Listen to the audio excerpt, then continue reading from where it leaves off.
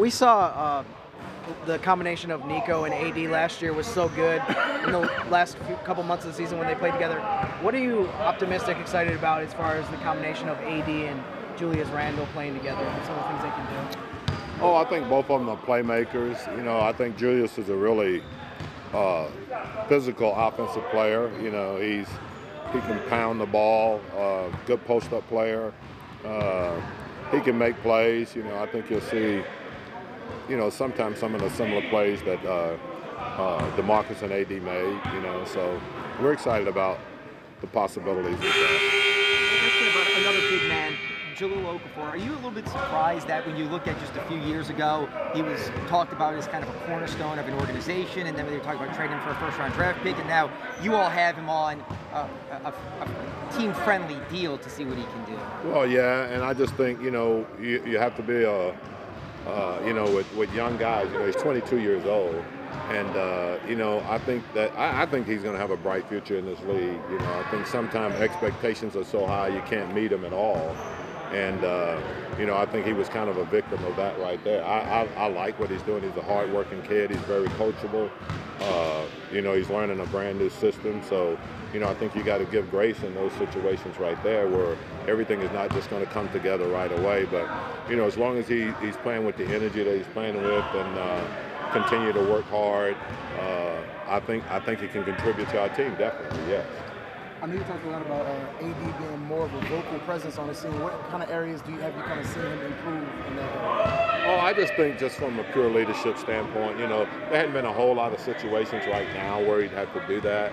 But just speaking up at the end of practice or sometime in the couple of practices that we had, just some things that he said that I see him continue to grow in that role, and I think he's going to be a really good leader for this team. Have you seen anybody step up and take that role that Rondo kind of had last year, just kind of being that glue kind of guy on his team? Who do you expect that guy to be? Oh, I think in general the guys are they're a close-knit group anyway, and most of the guys that's in training camp has been around here for months or so. So I think just in general they're a close-knit group. We hadn't gotten to the stage where we're traveling on the road or anything like that, but all the teams that I've been associated with, that guy just seems to kind of come to the forefront. You don't really have to appoint him. You'll find out who it is because it's just a natural, thing that I think that will happen. Jack mentioned that he thought he could kind of be that guy since he's been around the league for a while. What have you kind of seen him so far?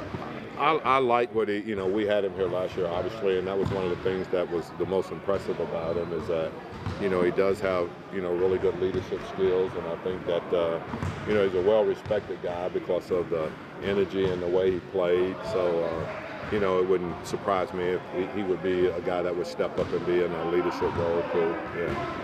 Coach, do you expect a large adjustment period for this team to take that next step in terms of pace? I know last year, remember how the team kind of had some issues with turnovers and such, and you compared them to the Golden State Warriors, how they had to kind of get used to playing together and playing at that fast pace. Do you think there's going to be another kind of adjustment pace? Well, I think there's always going to be an adjustment period, and I think naturally if you play with the pace that we want to play with and the pace that we played with last year, you're going to also have more turnovers than you would.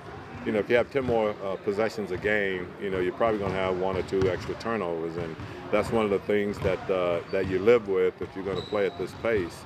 I think that you also create a lot more easy shots than you would being in a walk-up type game. So the thing that we have to do is that we have to get ourselves physically in great conditioning, and we're a long ways from that right now. So there is going to be a struggle somewhat till we get to that point where we feel like we're in great shape, and in the fourth quarter we can take advantage of our conditioning and be able to do things.